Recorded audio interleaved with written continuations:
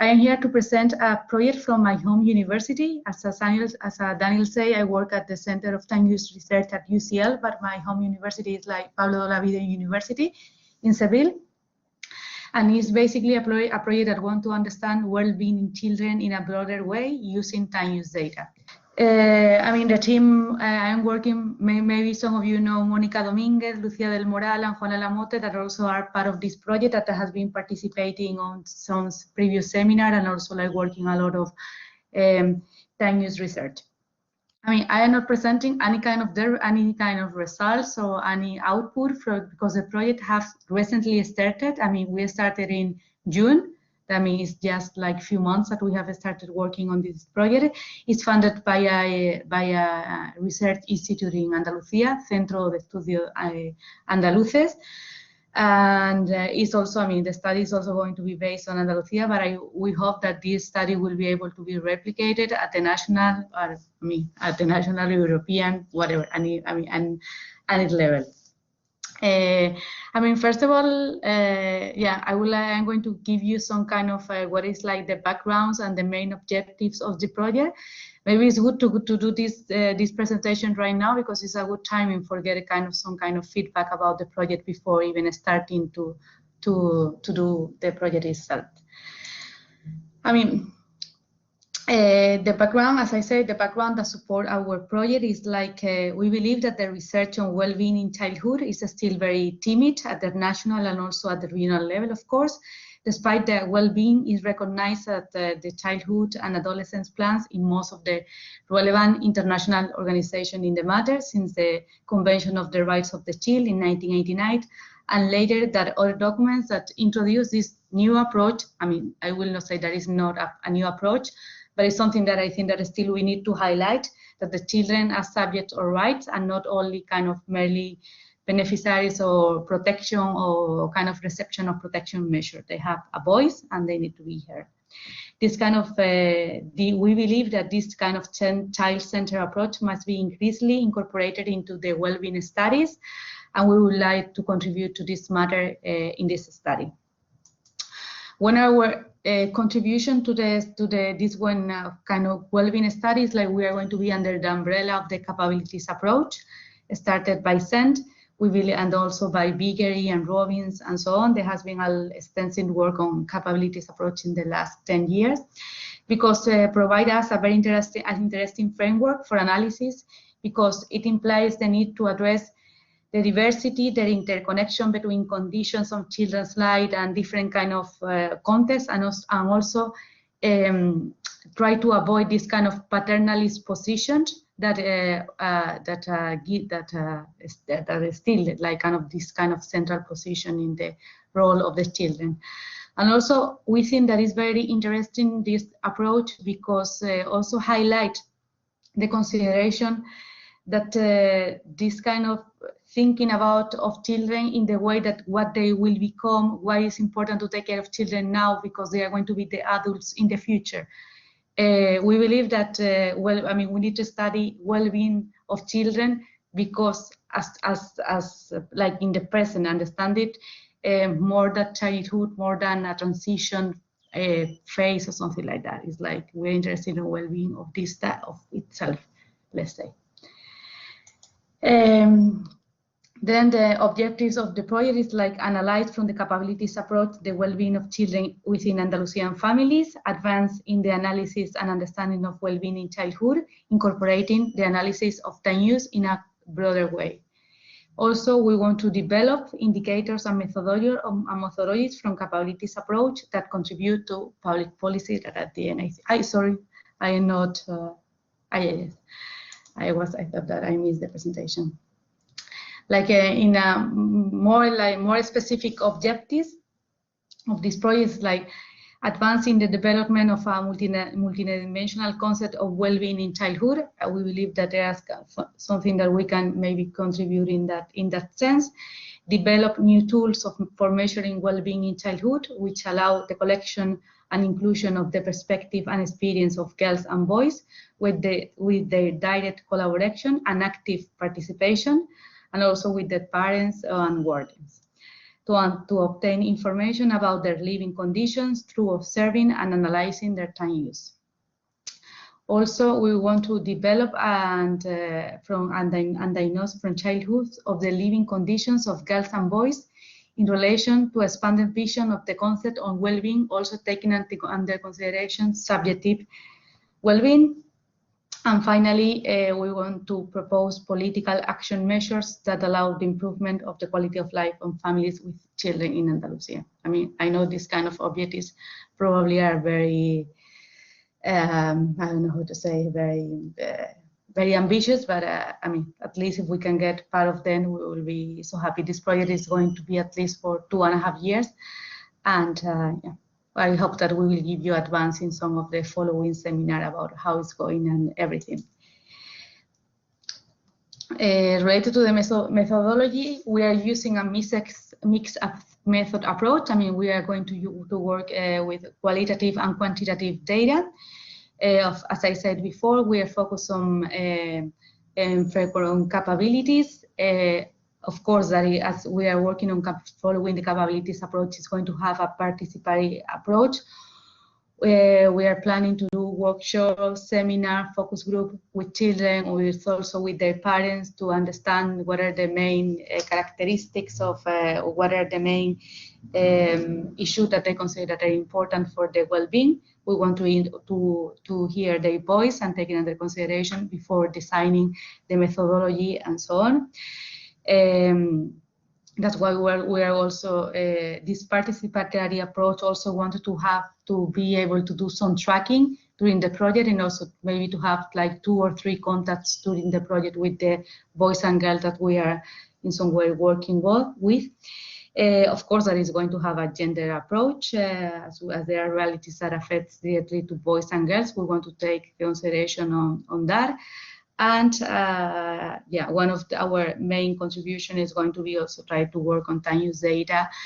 On that sense, we wanted to continue working, following and time use diary approach. As like Pablo Gracia was talking yesterday, there is like already like time use diaries that has been collecting for children, especially in Europe, those that are 10 years and older. But we would like to work a little bit on a more kind of friendly way of filling diaries in a more interactive way, maybe using some kind of new technologies. We know that there have been already some approach by the UK Millennium Core Study. Some other colleagues in Hungary also have been working on that, and also the Australian Bureau.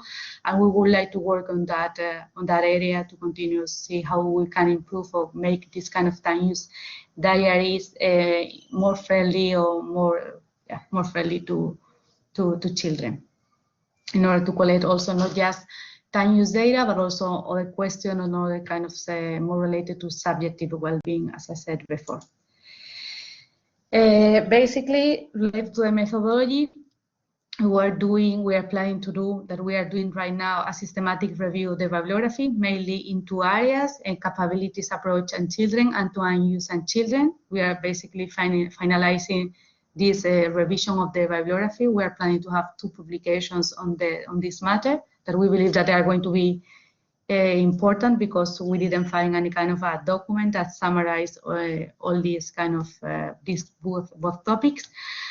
As I said, because of the method that we are going to say, we are going to have quantitative and qualitative analysis. Quantitative based on like time use data that we are going to collect, but also qualitative data from the focus group, from the workshops, and also from the surveys that we are planning to do during this work. And of course, based on the data that we are going to get from the project, we are planning to do discourse analysis and also statistical and econometric analysis. That's basically all the information that I can give you right now from the project. Any kind of feedbacks, ideas, and anything else are more than welcome. Thank you. Thank you very much, Margarita.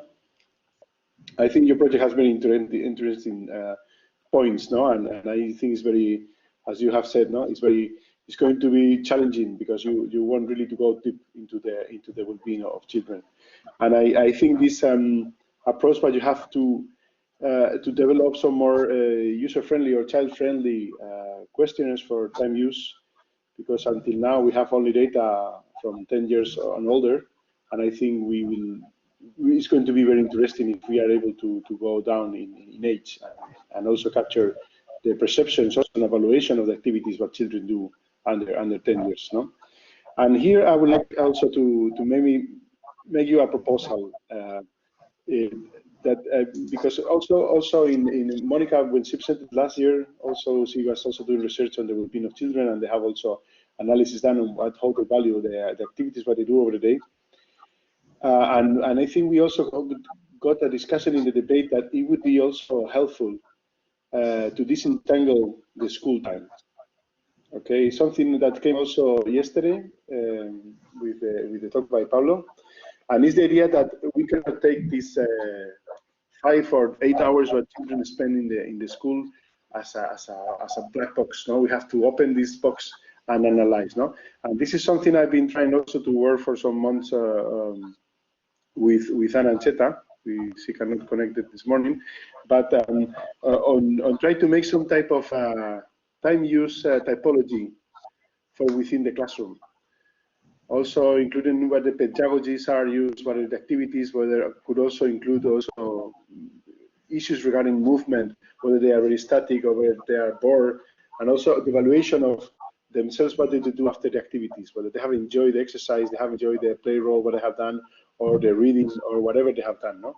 So I think this at least from my point of view, would be very interesting. And I think as you are also thinking of it, maybe we can also find some synergies or collaboration into trying to build up how would it be a good tool, no, to measure how time is used also during the school time. Yeah, I mean, fully agree, because because there are like some kind of pilot project that I'm sure that we have to explore and so on.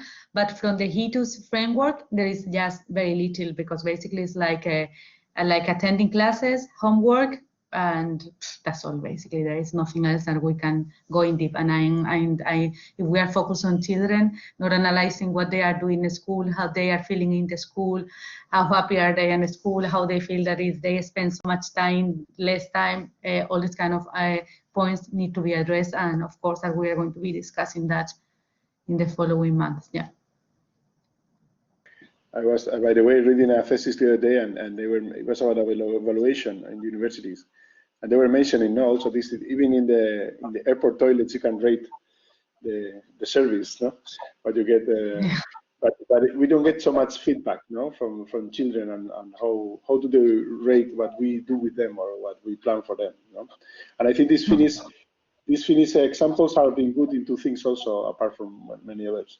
One was this, that they always try to get the feedback also from the students and try to get also their views on how to organize things, which is something that I think we do less in Spain. And the other thing is how easy it is to integrate, no, this evaluation, no, it's something probably more, I see it also more and more in Spain also, no, that they try to use these emoticons also to evaluate, no, but yeah, but I think it's about that. It's about to understand and open and get to know better what we do and what the effects are.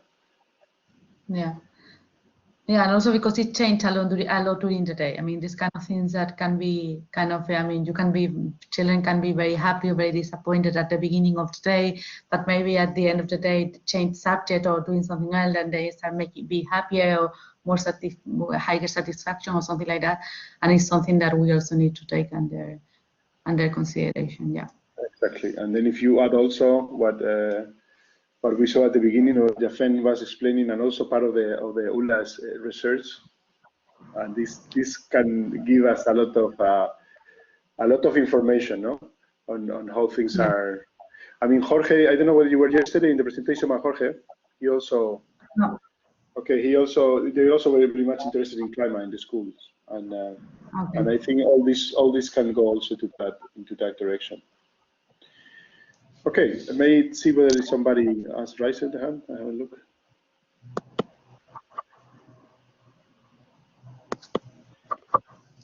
So there are questions from the audience. I should have asked this before I asked my own. Sorry about prioritizing my own.